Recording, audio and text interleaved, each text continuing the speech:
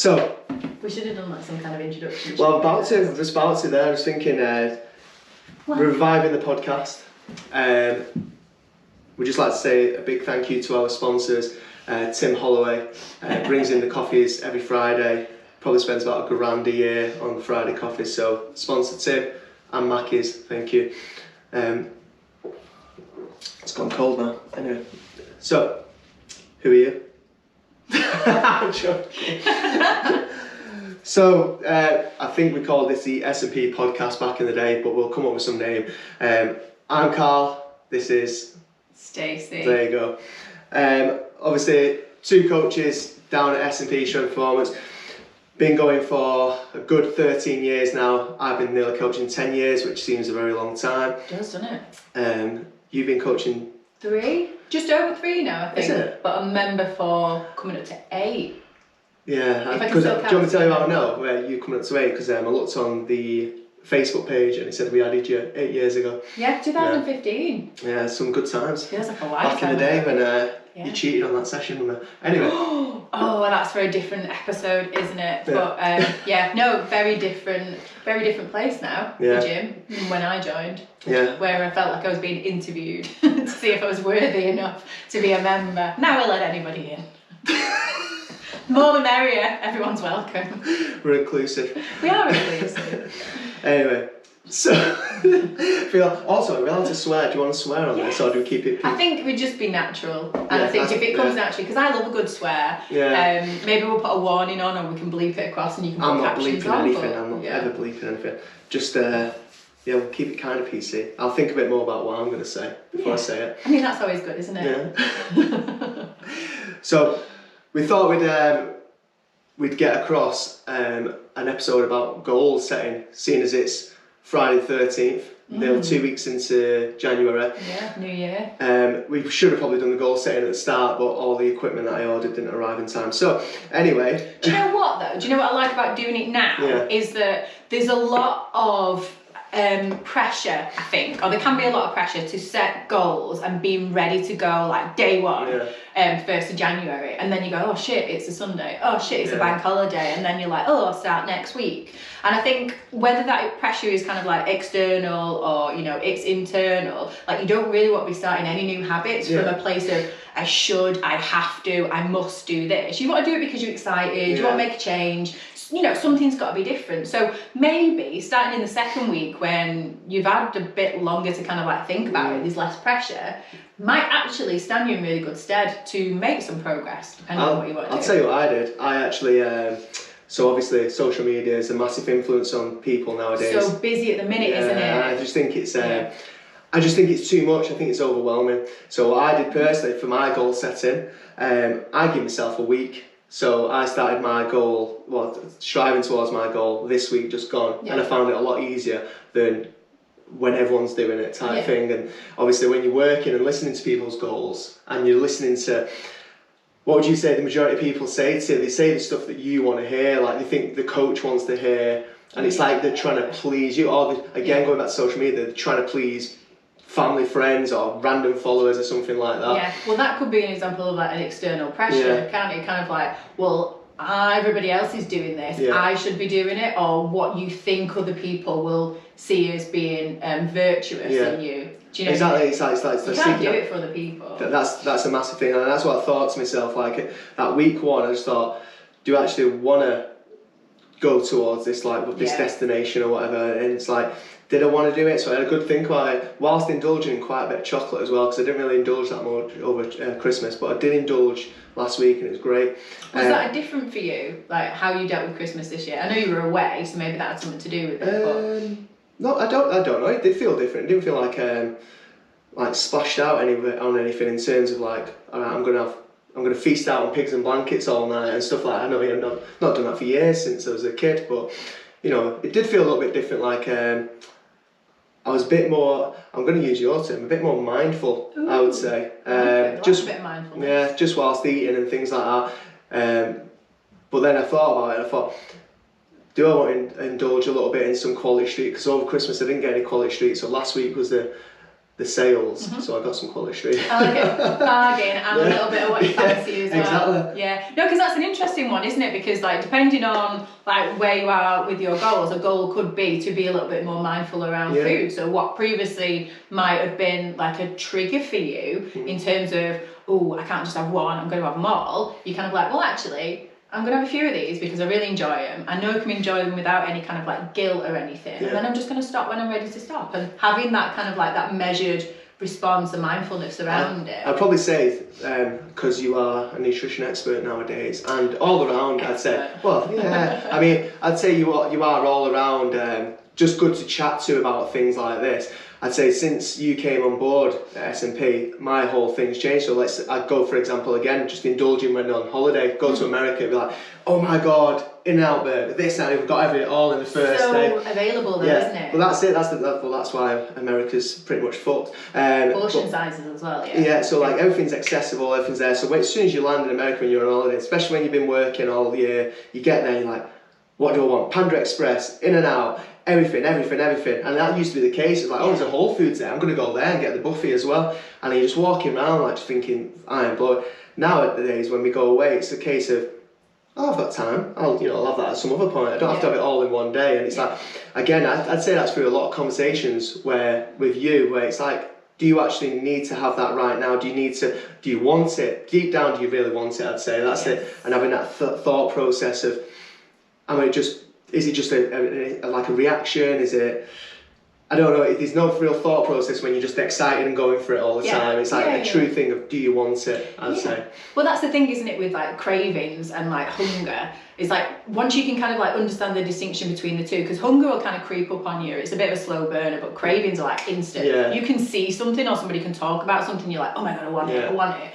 And if you can kind of like put a little bit of a pause before you react, so it's like a response before a reaction, and you're like, do I actually want this? Like, is it like a full body, like, hell yes, I'm going to eat it, I'm going to enjoy it, I'm not going to feel guilty about it afterwards or think I've got to kind of, punish myself for eating things that I enjoy, because that's part of health, isn't it? It's that kind of like that satisfaction that we get from food. It's so much more than just energy, isn't it? Like, food has lots of different meanings. So if you can do that, if you can have that pause, think about it being that hell yes moment, then it makes it so much more enjoyable, rather than just having stuff because it's available, because you can, because we live in such, an abundant environment at the minute, don't we? Like, an obesogenic environment, especially America. How disappointed are you when you go on Amazon and it doesn't say it's going to arrive tomorrow? It's like that kind of life, in a way. It's instant. Like, it's like, you go on it, you go to buy something, it's like, well, it won't arrive tomorrow before one. What are you on about? That's the thing with like social media as well, isn't it? Like, you can get like, I remember reading a story about the guy that invented the infinite scroll. So depending on how old the people are that are listening or watching to this, like, there used to be a time, kids, when you had to click on the next page on a website, or if you were on like an app or anything, like you used to like physically have to go through the website. Right, we're not going that far back. But you used to have to click through, and now the guy invented this infinite scroll, so you can just carry on and carry on and carry on, and it never ends. And he actually said that he regretted that. He regretted it because of what he did to people. Kind of, we all know if we've been down one of those like scroll holes, you don't feel great, do you, afterwards? Like, you're wasting time, you're not really getting anything for it. But it is that instant gratification. We're so used to things being immediate, and now, and one of the posts I did on my social media the week, I put about that. Thank you very much. But I put about the difference between delaying happiness and delayed gratification, and the distinction between the two, because sometimes not getting what you want straight away is actually a really good thing. And if you can practice that, that can be really useful. I would really say so. Like, again, going back to like the goal setting in January, and it's like that. Sorry, if we deviated from that. Already straight away. But like, we're just always a case of like, it's 100 miles per hour. Again, we'll probably rant on too much about social media, because it has got some good things, but also a lot of negative things. And I'd say the negative things would be the pressure, but it's that 100 mile per hour thing.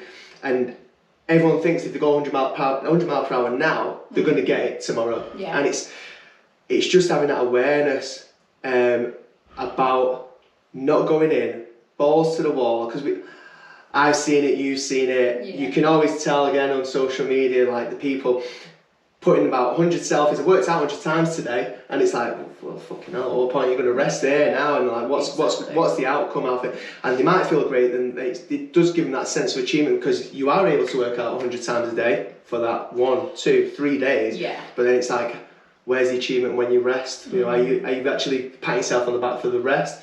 Are you patting yourself on the back for the food choices you make? And, there's so many different like ways we could go off on that. Like people thinking that rest is bad, or not recognising that the results actually come from your body's ability to recover from the stimulus. So, you know, if we're talking about training, it's just as important, if not more important, because it's that saturation point, isn't it? Like you don't necessarily get more results from doing more. Yeah. And it can be really difficult to understand that, especially when you're new to training. Yeah, it's also hard to fathom for someone. Yeah. If all of it's been told, again, I remember... Go hard or go home. Yeah, well, like I said last time we did a podcast there, if you look at any MMA training camp in terms of like on YouTube, they'll just post the highlights, and it's like... Oh yeah, well that's all like social media is, isn't it? Yeah, so it's like, it's not reality. We're doing tire flips, we're doing back flips into straw and glass, and you know, just going mentally, but it doesn't show you the sleep, what they have, the sleep that's needed, the food that's needed. Oh, athletes, an athlete's job is like 24/7. Like, this is the thing, social media is awful for comparison. Like, some form of comparison can be really useful, but from the research, it's essentially like, if you compare yourself to somebody in the position you want to be in, but is a couple of rungs up, so it's achievable, rather than somebody that's all the way up here and you're just starting out, like, that's not helpful. Because you don't see all the graft, all the hard work, all the failures, all the sleepless nights that they went through to get there. You just see the highlights. And with social media, it's exactly the same, isn't it? It's just the highlight reel. And it's not helpful. Like, nobody shows you the shit days, the sleepless nights, the nights when they didn't want to get out, well, the days when they didn't want to get out of bed and do anything else. It's tough to navigate. I mean, if people, when they're posting their social media content, if they post things like, today I felt like shit, so I stayed in bed, that probably, from a man's perspective, that probably showed a sign of weakness back in the day. That's like an old school mentality that stays with a lot of blokes right now. Bloody hell, going on another subject here, but that'll stay with blokes for a long period of time, I reckon. As we go forward, people do speak more about, like, especially athletes now. You've got Jesse Lingard coming out and talking about mental health and things like that, which is a big thing. But it's one thing that is the hardest thing to get across to someone, is like that 100 mile per hour. You just can't go 100 miles. I had a lot of... It's not sustainable. I had a little thing about... This was when I was driving to hockey the other day, as I'm going over Woodhead. I thought, you could drive over Woodhead 100 miles per hour, but how many times are you going to crash? Oh, I hate that bit. And I was thinking, I could do a post about this, but not many people know what Woodhead is. If you're not familiar with Woodhead Pass, it's this horrible bit of road that there's a sheer drop that's on the way over to Sheffield. It's always gets like closed when there's like snow or adverse weather. It's ice. Not my thing. I drive over it most weeks, but I enjoy it. But like, you couldn't drive over that 100 miles per hour because there is a crash at some point when it's happened. But you know, you hit your 60 miles per hour, sometimes a 40 and a 50, and that is literally drive safe. Yeah. Drive safe. Drive safe. Don't be thinking about writing posts in your notes whilst driving. But that again is like, it's a good thing to think about. Like, you can't go 100 miles per hour. It's got. And again, it is another thing let's think about. So many thoughts all the time, but you've got to want it. It's got to be like for you. Yes. Really has got to be for you. And that's a nice link back to what we said at the beginning, isn't it? It's kind of like not feeling pressured by what other people are doing or what you think other people would want. It's making sure you want it for you. So something really useful, like if you're at a point now where maybe you've not set any goals yet or anything else, write your goal down and ask yourself why you want it. And rather than just sticking with like the first answer, like dig in, like ask yourself a couple of times, like once you get the response from the first why, like dig into that. Like, is it really what you want? Do you want it enough? And I know that can be a little bit shit because people can feel bad if they don't achieve everything they set out to achieve. But remember, this is your life. Like, you want to be excited, you want to feel good about your potential, how you progress, and it's not just about where you end up, it's not just about that end point, it's about all the good stuff that happens along the way. And if you don't really want it, that's going to be a lot harder to do. It's going to be a lot harder to achieve in the end. Also, when you're asking them questions and you finally think, right, this goal really feels good to me, write down what's the steps required, and then break it down. Yeah, and then once you broke that down, ask yourself, am I willing to take them steps each day? Because again, if the answer is no, then you've got to break it down again and think, what steps am I willing to take? Because there might be an element of sacrifice, like depending on how big your goal is. Like if you want like a really extreme outcome, like whatever that might be, so you want to, you know, move to a different country, or you want like a super expensive car, or I don't know, you want like, you know, a really like high performing job, something like that. The bigger the goal, the more extreme the end result, the more extreme the steps you've got to take to do. So you might have to sacrifice quite a bit, and if you're willing to do it, brilliant. But remember, like, all your actions have consequences, so you're either going to be moving further to where you want to go, or you're going to be moving further away. And if you're okay with that, either way, that's fine, isn't it? You've just got to be able to accept the consequences of your actions. And remember, there might be sacrifices. And like with the sacrifices as well, I always think back to like goals like specifically health related. Yeah. It's like sometimes you've got to sacrifice your circles as well. Ooh, yeah. Well, are you being supported? Yeah. Because like, I'll probably say it's an English thing. I'd say English or British? British, let's say British. Okay. And I'd say it's like a thing like, oh, you're at the gym again. Like, it's that judgment, isn't it? Yeah. Whereas I'd say in America, like, oh, you went to the gym again. Great. I know. Do you know what I mean? Like, imagine if people like kept their own bullshit aside. Because do you know what I found really one of the biggest insights for me? Like as soon as you start learning a little bit more about human behaviour, like the psychology behind it, because that underpins everything, right? Like we say we have goals. Let's say you've got some habits that you want to get rid of, whatever that might be. So maybe you're not getting to the gym as often as you want. Maybe you're not hitting your daily steps. Maybe, you know, you're overeating in the evenings, or you're having one too many drinks, whatever it might be, right?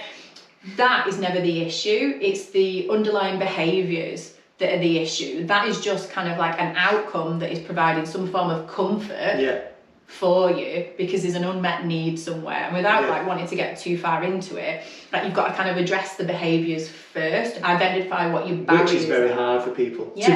One of the hardest things is people being honest with themselves. Well, this is the thing though, isn't it? It's like, because we judge ourselves so much, but then we also accept the weight of other people's judgment. And when it comes to other people, this is the insight that I'm kind of getting back around to. The thing that I find really helpful is that people are never seeing you as you are. They are seeing you as they are. Like we all view the world through our lens, and that is shaped by our experiences, our biases, our likes, dislikes. Like we've all got our own filter on. So like, I'm not going to see you as you are. Only you know that. I'm going to see you through, well, hang on, I don't agree with that. Or hang on, I think this is better. Like it's always through my judgment. And that can be really difficult to try and get your head around, because you think, oh, well, that other person thinks this about me. And it's like, yeah, but that's their shit. They're projecting onto you. Like, if you were judging me for going from the gym, that's because you don't value that. Maybe. I do judge you for not going to. No, I'm joking. We're in the gym. Is it? No, but it is though. It's funny, isn't it? It's the same way that people comment on other people's bodies. People comment on other people's food choices. It's not because you're doing anything wrong or particularly noteworthy. It's just that other person has a judgment about that. And then going back to it, it's like you having the balls to say to people you're either kind of with me or against me, or you don't have to say it really, you just have to, I'd say, view them for a couple of weeks of when you've made your decision what you want to go after. If people are kind of against it, and I've said this a lot of my life, just fuck them off. There's a lot of people I've literally It can be difficult to do that though, especially if it's family or like, you know, your partner. I mean, like we're not going to try and break up anyway. There has been situations where that's happened in my life, but I mean, I truly believe if they're not supporting you, just cut them off, and it's just. Or if you don't want to go with that extreme, like we can spend another kind of like episode talking about boundaries, because they can be really important. And all boundaries are asking people to meet you where you need to be met. So it's not me going, fuck off, I don't give a shit what you think. It's me going. Oh, you don't say it to me. You just stop talking to me. Just like when you message. But communication is healthy.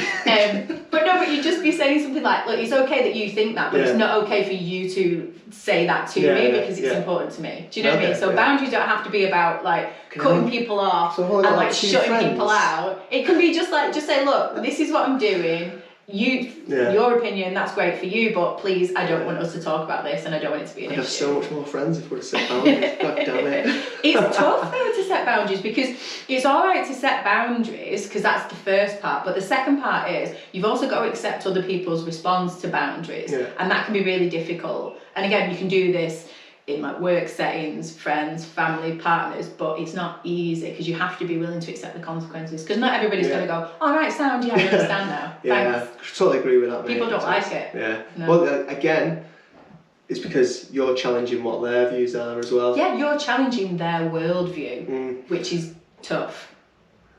Tell you what. So should we get back to goals? First podcast in, and we're just going so deep so quick. But yeah, if you don't support, just fuck them off. I feel like we're just ruining our future episodes because we're just going into... It's alright, we can go. Yeah. I love how we said we'll go for 15 minutes and we're already... But there's more to be had. No, but like, again, goal setting. Don't go 100 miles per hour, just set it, do it and leave it at that. And I'm joking. I forgot where I was going to go with Mark. Well, we were talking at the beginning about SMART goals, because most people know what SMART goals are, right? Do we know what S stands for now? Sensible, yeah, sensible measurement. Sensible? I think so. Don't know, can't we looked this up before we started, because even though like we've all gone through SMART goals in like workplaces, like PT qualifications, like whatever it is, the S seems to be the most... I just say SMART goals. I think it's sensible. Sensible, measurable, achievable, realistic, and timely or time bound. Yeah. But it's just a way of just kind of like making sure it's realistic and breaking it down. I was reading a book recently about kind of like breaking things down, because like again, like if you've got like a really big goal, it can seem like really far away, like really unachievable.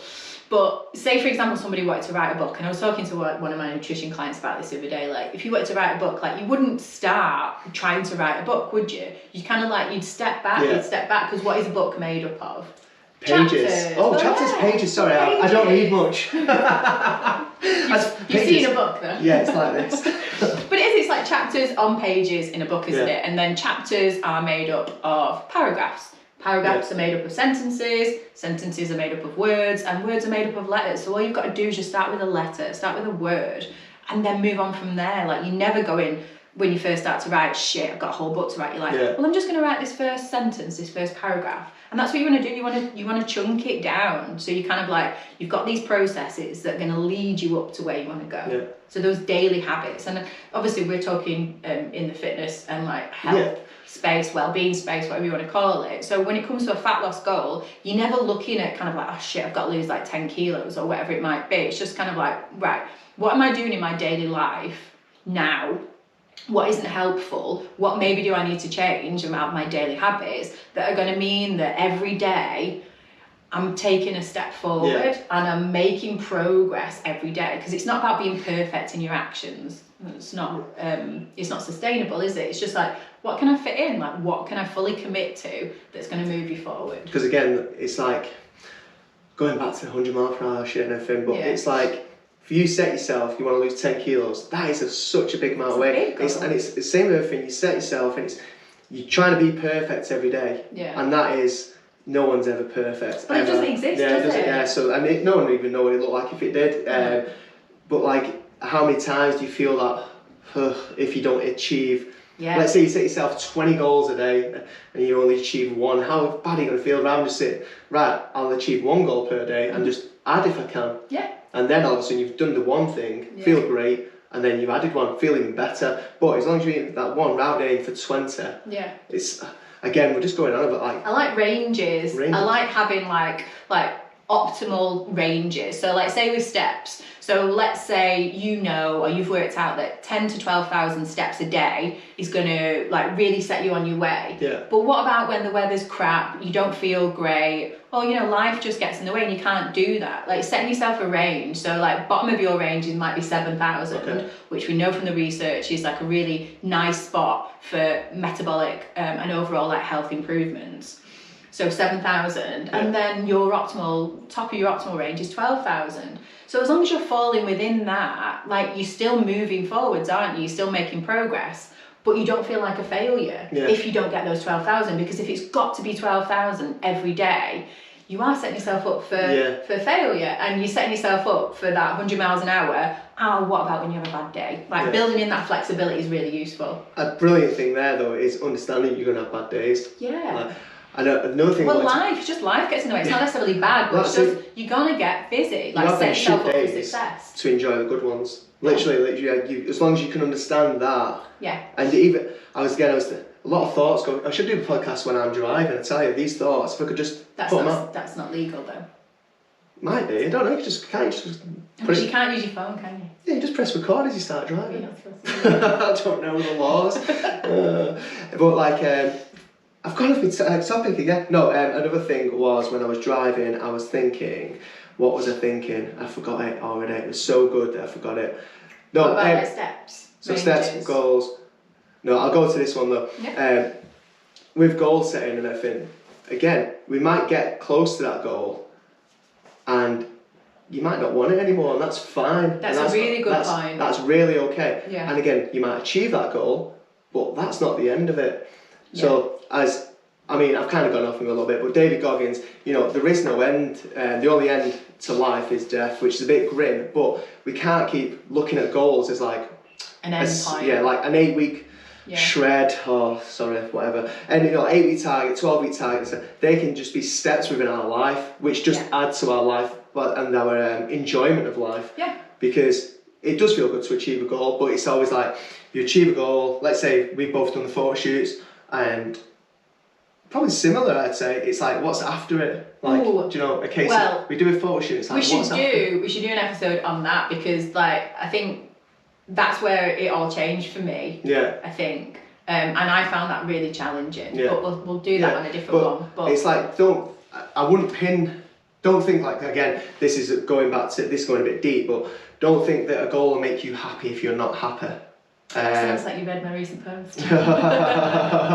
Well, I do. But it is, I do like to read a bit of text from time to time. It's pinning everything on the end point, and like the point you made was really good. Like, you might not want that goal when you reach it, and if you can fall in love with the process, so all the daily habits that take you to that goal, then it doesn't matter whether you achieve it at the end or not, because you're enjoying yourself along the way, and that's the most important thing. Like, if you're putting everything on hold until you reach a certain goal, and then you don't reach it, or you do reach it and it doesn't feel the way that you thought it would, that can be really difficult. It can feel really, really challenging, and then it's kind of like, well, what do I do now?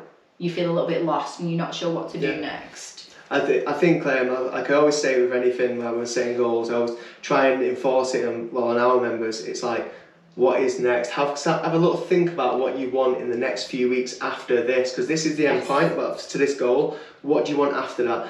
And you'll always see it, because people think, well, once that's done, that's it. I've made it. It's the pinnacle. It's having that thing after. So for me, with the photo shoots and stuff, I've always tried to guide people to just, again, be more mindful, but enjoy the food still. Don't be looking at food as like a bad thing to have. There's no good or bads. Yeah. It's just choices at the end of the day with everything we do. Yeah. So it's like, are these choices making me a healthy person overall? So it's like, even having a conversation with people. How many times do we have a conversation with people? It's always text.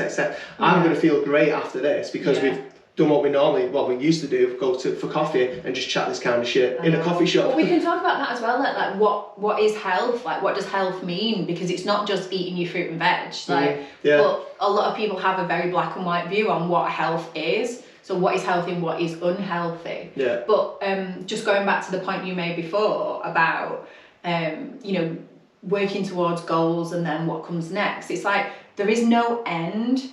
There is no end point to you improving your health and well-being. Yeah. There will always be something to do. And if you strength train, like if you work in the gym, and I'm talking specifically strength training because you'll know if you've done this, if you've practiced this. It's incredibly humbling trying to perfect an exercise.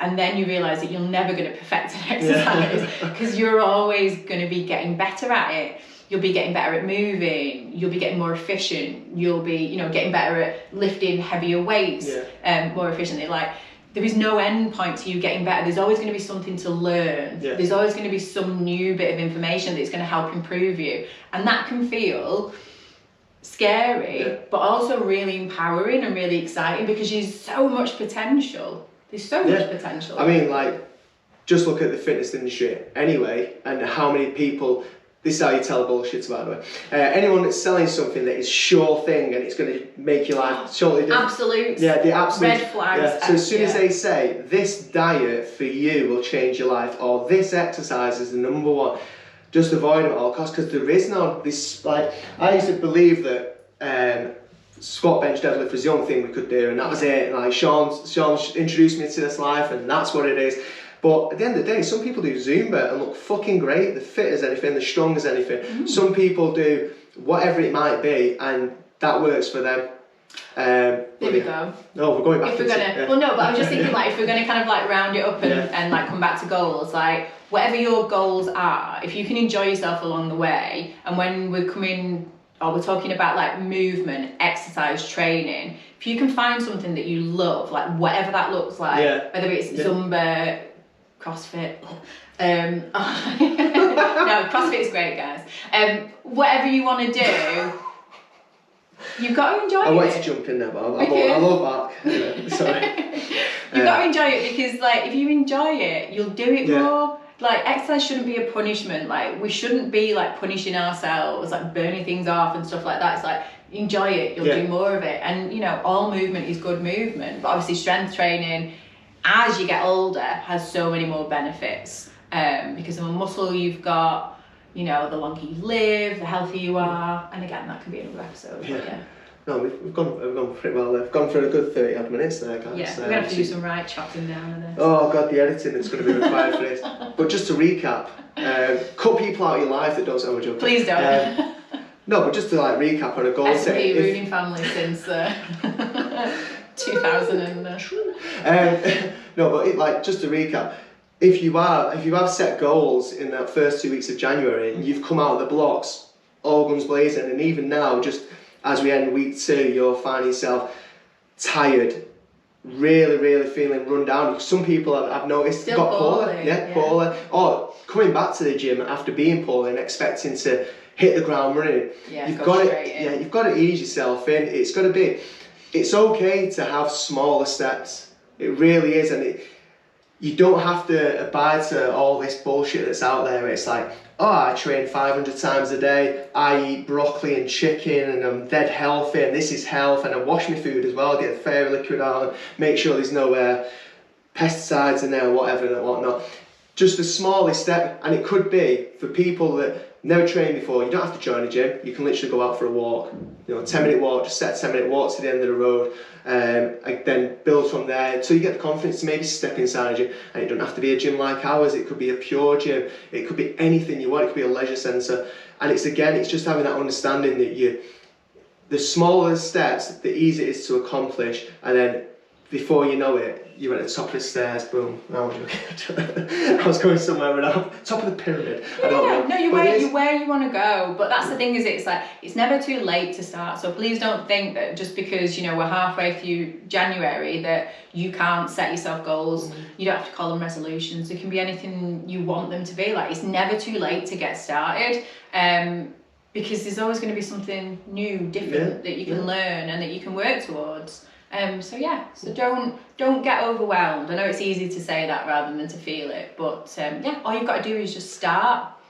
Biggest message I'd say is just try and enjoy your life more. Oh yeah, well that's it. Like, you want to be doing this stuff for as long as possible, and you want to be doing it well for as long as possible. So going back to strength training, like, if you can get better at it, if you can like slow down and enjoy the process, enjoy each session rather than rushing through and thinking you've got to get to the end of the block, you know, you've got to add as much weight as possible. Like, if you think long term, like longevity, like quality of life, then just slow down, just enjoy it, and just make the most of it.